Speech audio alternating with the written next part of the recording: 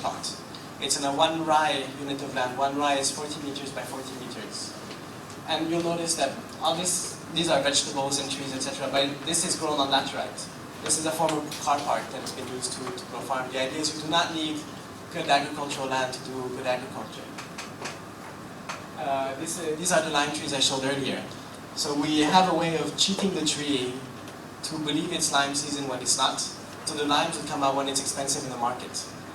I'll let you in on the secret if you want. We grow them in these cement rings which are used to build septic tanks. At the bottom of the ring we put a cement lid so the roots of the tree cannot go out.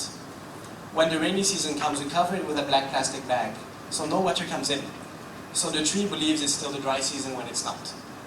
After 20 or 30 days you remove the bag, then you put water and you put fertilizer and it will start having flowers and the fruit will be ripe when it's expensive in the market, like right now. It's 9 baht per line in Chonburi province. Whereas in season it's half a baht per line. So you're able to multiply the amount of money you get. These are simple things we came up on our own. And at the same time students are involved in lime grafting. So once the tree has grown enough, you can do grafting using the branches to grow saplings. And you can actually make more money with the grafts than with the limes themselves. We also do asparagus.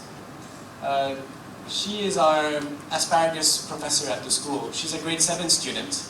Her family's been growing asparagus all her life, and she's the one that brought in the concept and has been teaching our agricultural staff how to do asparagus. And it's very, very good money. Out of 1 rai unit of land, if you do nothing but asparagus, after the 8th month, you get 2,000 baht per day profit. And so in dollars, that would be about $2,000 a month, which is very good. And so she's introducing this in our school. We also do cantaloupe. Again, we grow everything in bags. So this is very poor soil that cannot be used for agriculture, but we're able to grow these, which are sold almost 100 baht per fruit. And the investment per bag is 15 baht. So it's up very quickly. And the school serves as training center for everyone, not just our students. We also do mushrooms. Kumishai calls this the mushroom ATM. We grow them in small tents, 2.5 by 2.5 meters. And when you open the door, you pick mushrooms every day. So it's like opening the ATM machine and you get money. And again, the investment per bag is 10 baht. And it gives you a minimum of 30 baht over a period of 3 months per bag. So it's 200% return on investment.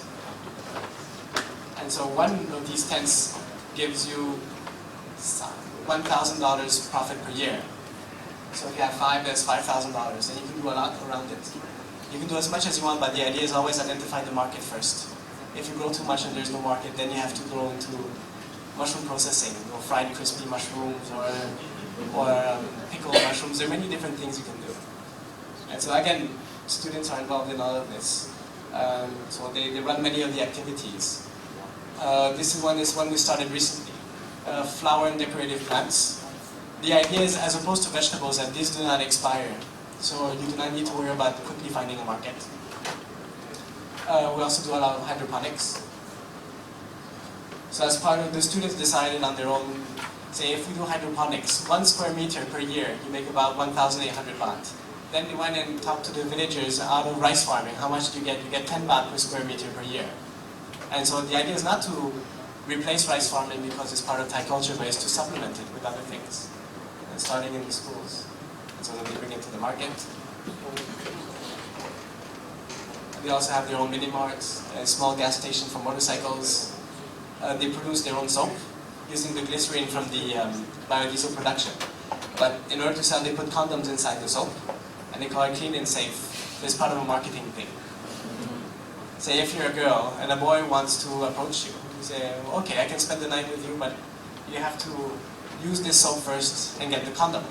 And so the boy's going to spend so much time rubbing the soap, he'll be exhausted by the time he gets to the condom, and then you're safe, because nothing's happening. So it's their students' own marketing approach. They have their own rice mill, so we can buy unmilled rice from the farmers rather than buy milled rice from the millers. And so I mentioned earlier about the wheelchair. Students sit in a wheelchair every day for half a day, and they do agriculture. And so they came up with the idea, why don't we develop a method of agriculture that is good for people sitting in wheelchairs? And they actually wrote a manual on wheelchair agriculture. How high the vegetables need to be, how far can you reach when you're in a wheelchair, how heavy can you carry, etc. And this is now being used as a training model for communities and villages doing around us. And again, this was not done by the UN or by the FAO, this was done by grade 9 and grade 10 students. So wheelchair mushroom cultivation, hydroponics, many different activities. So these are the type of students who want to produce. We don't really care about producing smart people. We want good people. If you're smart but not a good person, then you become like many of the politicians in most of our countries.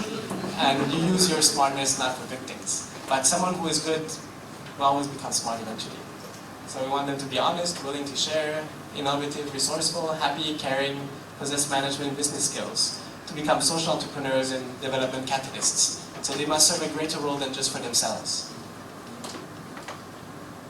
So we also help the students during holidays to find internships in different places and companies. So here we have restaurants, hospitals, hotels, clothes shops. Right now it's the end of the school year, and we have 48 students that have just been placed in internships. Some at gas stations and in coffee shops, some in the hospitals. We have 3 that contacted themselves right there to an animal hospital, and so they'll be interning there.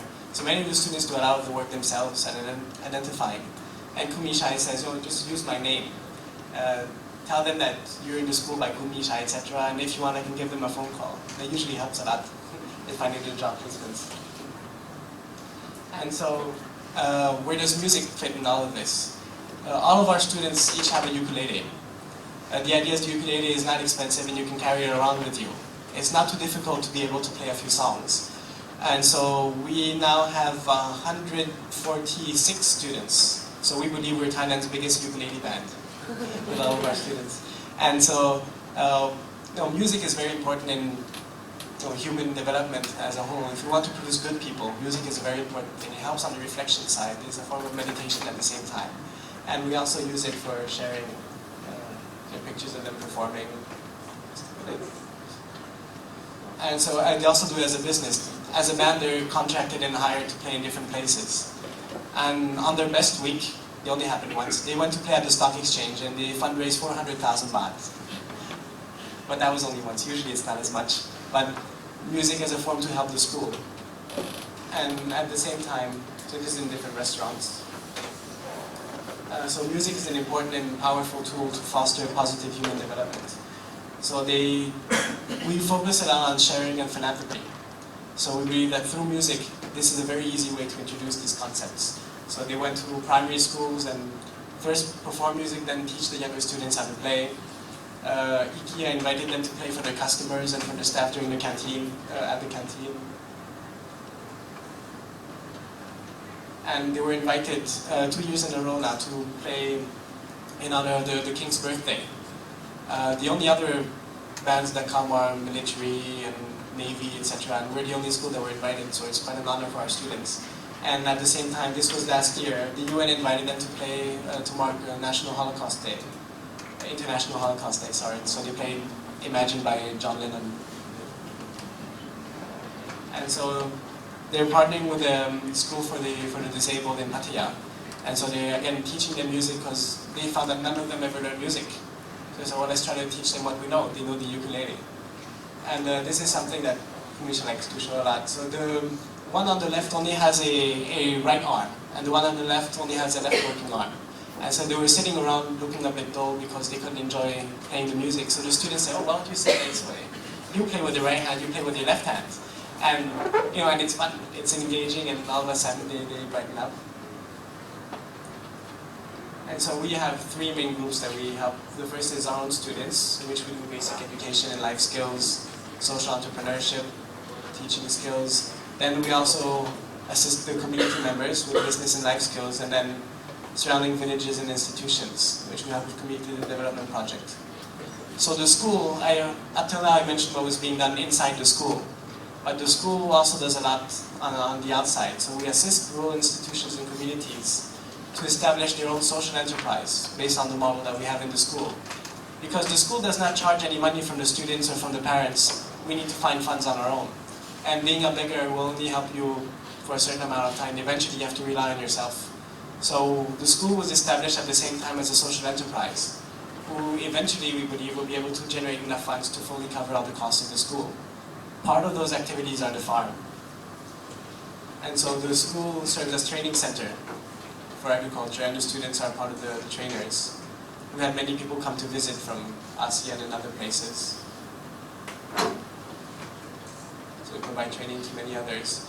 And so we help other schools to establish poverty eradication social enterprise farms, to help raise income for rural schools which are very lacking in funds, and also be used to train students and their families and other community members. So the idea is to effectively turn schools into community development centers the same way we are. And so here's in a typical school. This is the one I mentioned earlier. This was a former car park. This is in Rayong province, in eastern seaboard, east of Bangkok. So the students from those schools are helping them. And because these are students, everything is much more colorful and lively and creative. So they paint all the different cement rings. And then they put the farm in place. And the students are very much involved. And this is what the typical farm would look like after a period of time. So from an old barren car park, it becomes a source of funds for the school. And as the parents come drop off their children every day, they come, they're interested, they ask questions, and whatever they like, they introduce at home. They start doing in their own homes. So students are involved in daily activities. At the same time, we teach them bookkeeping, how to do inventories and stocks, manage the flow of funds. And so the students then are asked each class to start a business in the school. So they're making cane, selling chicken eggs. This is an interesting case. This is in Buriram province in Nang Rong district. On the left, these are grade 4 students who, as a business, they first started another business that was making a loss, so they decided to change. And they started buying mushrooms from grade 7 students and made battered, crispy fried mushrooms to sell. And they started making a profit of 400% on this. So they continually become one of the best-selling businesses. And then the grade 2 students started doing bean sprouts, and they make a 600% return on investment profits. So they're the best money-making business in the whole school, and these are grade 2 students. So the idea is making it fun and exciting. And nobody just works for the fun, people work for money as well. And when they do businesses, they get the money from it as well. So it's much more engaging. And the sense of competition between the classes helps also. And so vegetables are ready for being sold at the end of the day. And they don't need to find markets because parents come every day, and once people know. At the same time, the school has a microfinance put into the project as well. So villagers from parents from poor families are provided training at the farm and then given a loan fund with low interest to be able to start these at home and improve their quality of lives. And so these are examples of trainings and businesses. There's pig raising, there's mushroom growing, vegetables, chilies, silk farm. There's all very different types of activities they do. There's a mushroom business. And some of the businesses are done by village groups, so there's a women's groups business. And this is done by a group of elderly. They didn't have any land, so they asked the temple if they could use some of the temple's land to start their own social enterprise. And so the temple allowed them. And so part of the money of everything being sold goes to the temple. And other villagers say, if you want to help your temple, don't give money. Give some of your time and labor. And then the profits will then go to the temple. So all of a sudden, this temple, which used to be a place where people would just come for funerals or for ordainings as monks, becomes a center of life where people come and learn agriculture. Right now, if you're a villager and you do not know any particular skills that would be useful to you, where do you go? If you go to the Department of Agriculture, they don't have any staff to teach you. You have to wait for a central government project to come in. If you go to the University of Agriculture, they're not going to teach you. You need to join a 4-year undergrad course to be able to learn agriculture. That's not going to help you as a villager. So you do not have anywhere you can go. But this is turning schools, temples, and other local institutions into community development training centers, where you can learn all these new skills and do pilot projects. Another one is at a health center. So these are the village health volunteers. They're running the farm, and they're the ones responsible for following up with elderly villagers that have chronic illnesses. So they also help them to teach them farming skills they can do at home. And this I mentioned earlier, the wheelchair agriculture. And this, again, same thing within a small prison. This is a prison for prisoners that are in good behavior. So it's for the last 4 years before being released. But if you were in a prison, nobody's going to hire you.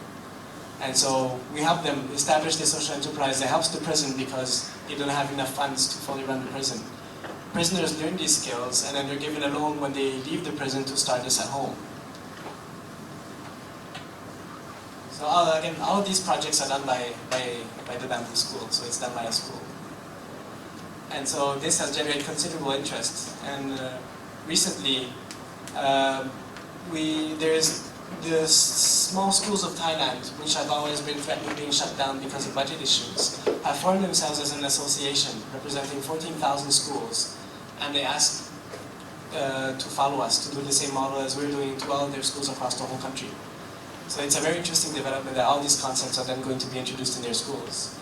And again, this is the end of the presentation, but all these different activities are kind of an overview of what we do. And the music, the ukulele teaching is one of the student-to-student bond-building activities. Their students come to learn agriculture at our school. We go and teach agriculture, but our students always walk around with their ukuleles and teach ukuleles to other students. We're trying to find money to get ukuleles to all the other schools, one thing at a time. And so thank you very much, and I'll be happy if there are any questions.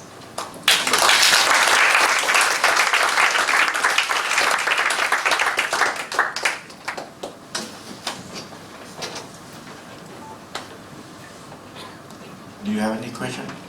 Kun Nichai and me got the prize called stock exchange prize. They give 2 million baht per year for me to run whatever I want to run, and give Kun Nichai 2 million baht per year also. That had been, I think happened 7 years ago. And we try to cooperate, work together. He worked in the rural, I work in the school music, and we decided this year to work together. But I don't know what to do, so I asked him to come to show what he looked like. In the future, I promised him that I will send a piano to the bamboo school, and we will send ukulele teacher to teach, and also a choir director, a music student to teach your school. If any of your school interested to do that, you can talk to him, and he take care, room and board, food, everything. I'd like to take this opportunity to mention that because we're a boarding school, Kumichai wants to turn us into what he calls an international school for the poor. So we want to take in students from other countries, but from rural communities, say from Burma, Vietnam, Laos, Cambodia, etc. And as a starting point, probably communities that speak some form of Thai, so maybe close to the border, or former ethnic groups that speak similar languages. And we want to do this to create partnerships with schools across, first in the local ASEAN, the Mekong region, to see if this can be introduced in other schools as well. Thank you so much for your presentation. I studied the music 10 years ago, and at the same time I studied the community project 2 years, because my country is also very poor in just 1 hour drive from Bangkok. So I did a lot of community projects, and I had a community team whose opinion on honestly school and things like that. So I really interest your topic and the side of way of development. Do you have any plan to train community teams like this kind of community development training program? We have many plans, but we're still missing one thing. What Kumisha likes to say is that our money printing machine is not finished yet. Otherwise, we'd have 8,000 of these schools across the whole region. But if any of you are able to bring your teams into Thailand, and then they can come to our school, and we'd be more than happy to show them how we do these things in the field and exchange ideas and experiences. Already, our team is already 8 years old, and then they do a lot of community work. But things like this is, I think, they need what they need. So I will keep it attention. I will work on that. Thank you. Thank you so much. And this is Kun Yishai's email address if you want to send him anything. Also, I can give you a bunch of my name cards too if you want to contact me as well. Also, I'm having them one monitor to student. Do you have any program like a student exchange program to join in this activities, things like that? We do not have any student exchange programs, but we'd be happy to discuss. One of our key policies is never to take no as an answer. No should always be taken as a question. So anything we're not doing yet doesn't mean we do not want to do. Yeah, one last question. Yes. I want to know how many years you've been doing this, and how many people have been affected by this program? Our organization, or PDA at the bottom, has been established 40 years ago this year. The school, however, has been established. This is the end of the 5th year of the school. And so right now, the first generation of students that came in grade 7 are finishing grade 11. And next year, they'll be in grade 12. So at the end of next year, we'll see what the first batch of students becomes. Thank you. Before you started this bamboo school, I'm just really curious.